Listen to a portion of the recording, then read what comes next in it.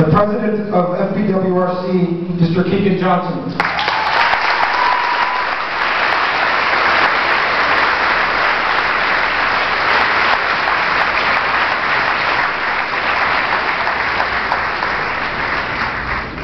All right. First, we're going to start a little show of hands. How many people have been following the NHL playoffs? Yeah, that's an easy one. Okay. So now, listen carefully. So this is by applause. Okay, so listen carefully. So by applause, how many people believe that the Toronto Maple Leafs will win the Stanley Cup next year? Only in Toronto, you gotta love it. And how many people believe that the Montreal Canadiens will win the Stanley Cup this year? I hear a few boos somewhere, so maybe something that we can all agree on. With an open bar, a packed house, and a trip to Las Vegas on the deck for the raffle, how many people are ready to have a good time tonight?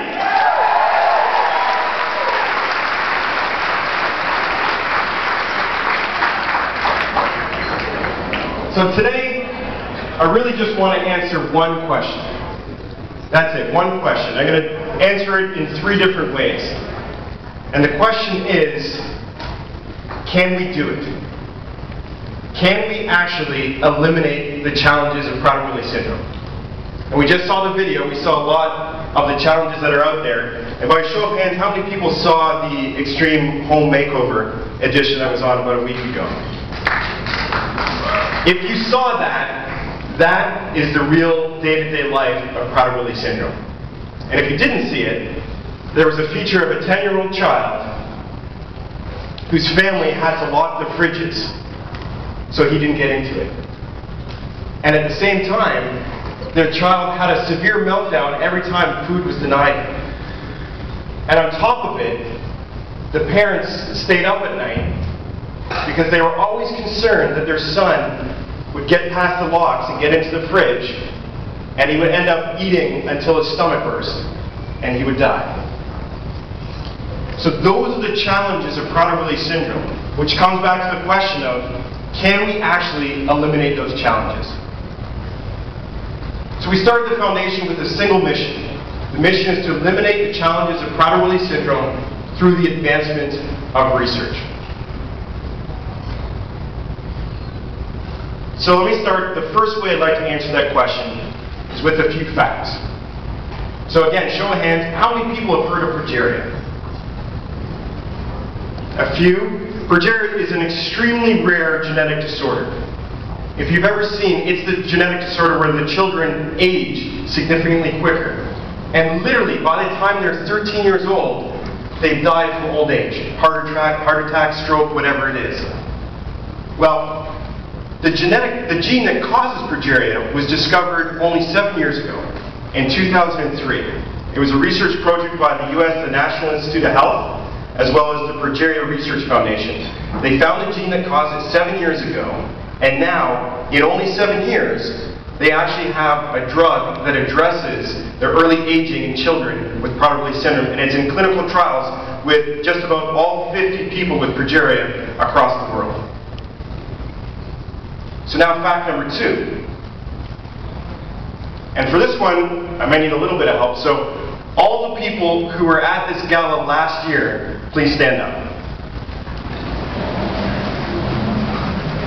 How about a round of applause?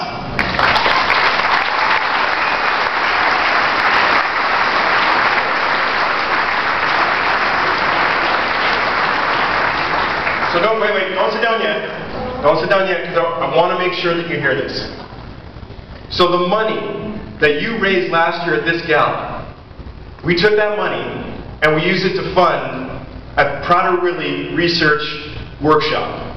And what that is we were a co-sponsor. We flew in 50 of the top experts in Prader-Willi syndrome and obesity into a workshop in Washington last November. We locked them in a room for 3 days, and we didn't let them come out until they put together a Prader-Willi syndrome research plan. And on that plan, they actually outlined 30 of the questions and research projects that we need to answer. And this is the exact process that progeria and a lot of other rare genetic disorders have gone through. And I'm extremely happy to announce that with that plan, last week we actually approved funding for the #1 project on that list. So because of what you did, we have 1 down and 29 more to go. Thank you very much.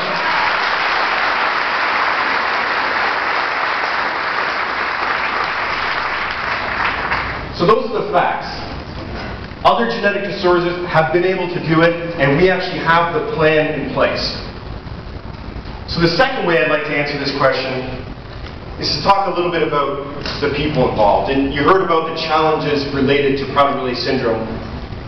So what I'd actually like to do is ask all of the parents here today with a child with Prader-Willi syndrome to stand up.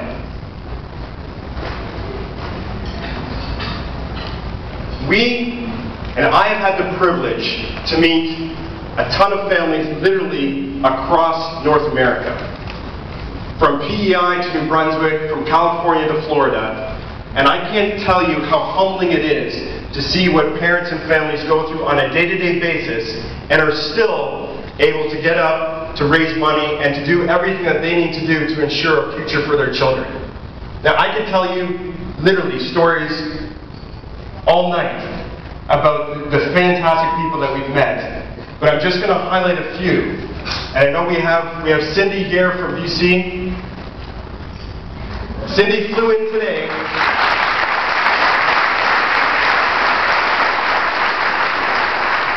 Cindy flew in from British Columbia.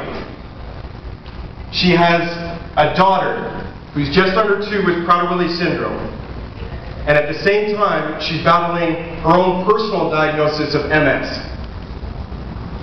And on top of that, Cindy is actually running our first walkathon ever in British Columbia, all at the same time.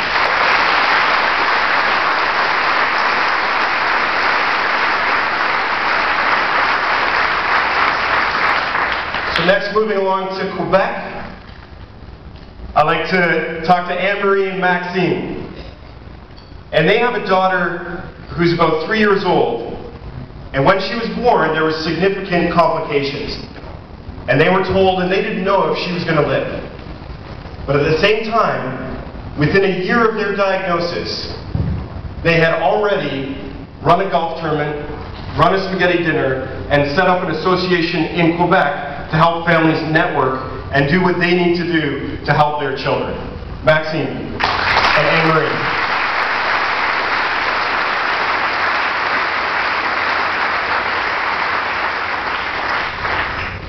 And moving over to the other coast, from Newfoundland, I'd like to recognize Amanda and Jack.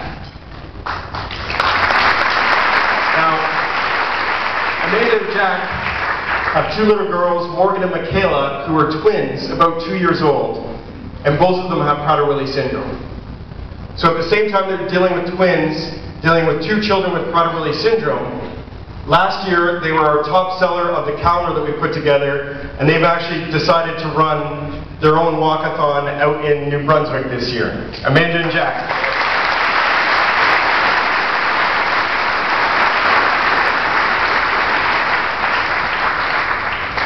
And it doesn't stop there, so thank you very much, our families with Prader-Willi syndrome.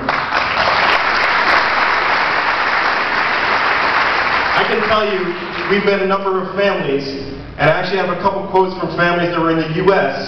that couldn't be here but wanted me to repeat their words to you. And there's Cindy from Maryland who says, "What I want to say is our children are so inspirational and joyful despite their difficulties. I wish everyone could know someone with Prader-Willi syndrome.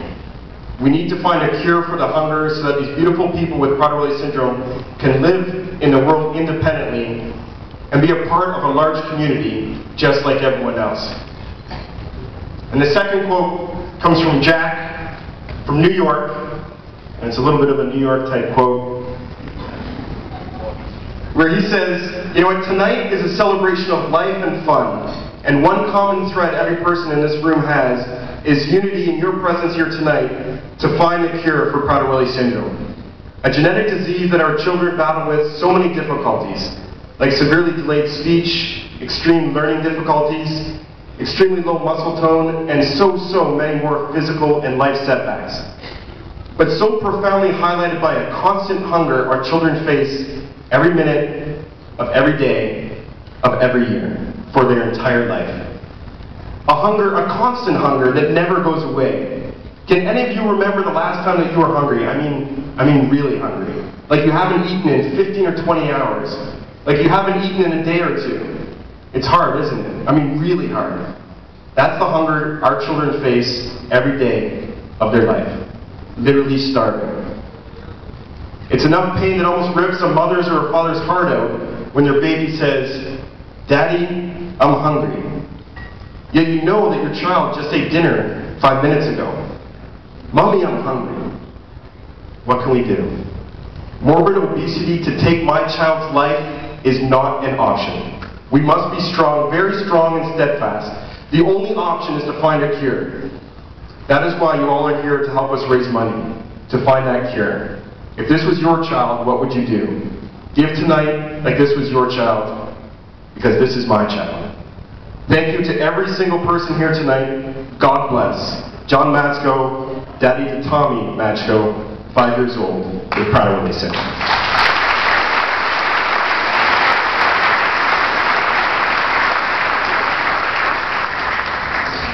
Which brings me to my third answer to the question about can we do this? And this is a story. It's a story, raise your hand if you've ever heard of Leo the Late Bloomer. Anyone read this book? We got a few teachers there. Well, this story is about a little lion named Leo. And Leo couldn't do anything. He couldn't read, he couldn't write, he couldn't talk. And his dad went to his mom, and his dad said, "What's wrong with Leo?" And his mom said, "Nothing's wrong with Leo. He's just a late bloomer." So his dad kept watching him through the winter, through the spring, and nothing. And then one day, Leo bloomed. And he could read, and he could write, and he could talk. And when he talked, he didn't say just one word, he said a sentence. And what he said is, "I made it." So we read that story to Dante, and he loved the story. We put it back up on the shelf.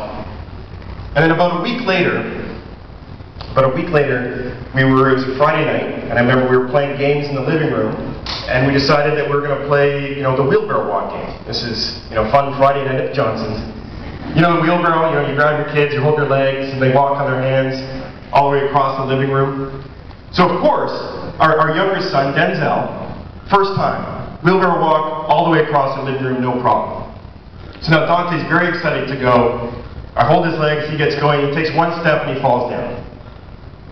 And with that, he was so determined, he was so excited, he said, "Well, I gotta practice, I wanna go again." So he tried again, and again, and again.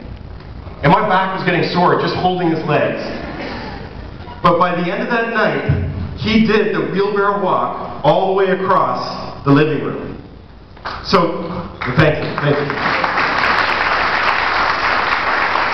So my wife and I, we ran over to congratulate him, and he got up and he ran away. And we're like, "What's going on?" And he ran to his room, and he came back, and this was a week later. He brought the book, Leo the Late Bloomer. He walked into the living room, he put it down on the coffee table, he turned it to the final page, and he said, "Mommy, Daddy, I made it." So when I get asked the question, can we do it?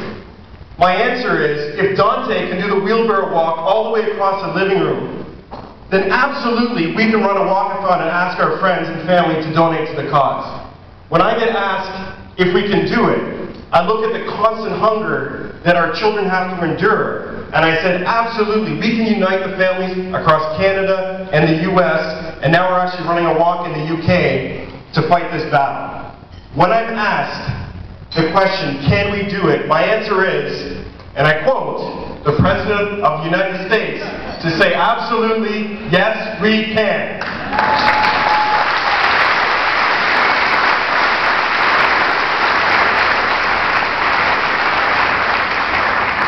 And with your presence here today, and the donations that you've made, everybody here will be a part of that day when my little guy Dante goes and gets the book, Leo the Late Bloomer, and runs in and gives me one of his big Dante hugs and says, "Daddy, we made it.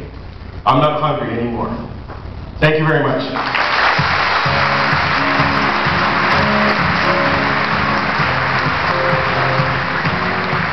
Thank you, Keegan. Well, ladies and gentlemen, that was phenomenal. Let's give it up again for Keegan. That was great.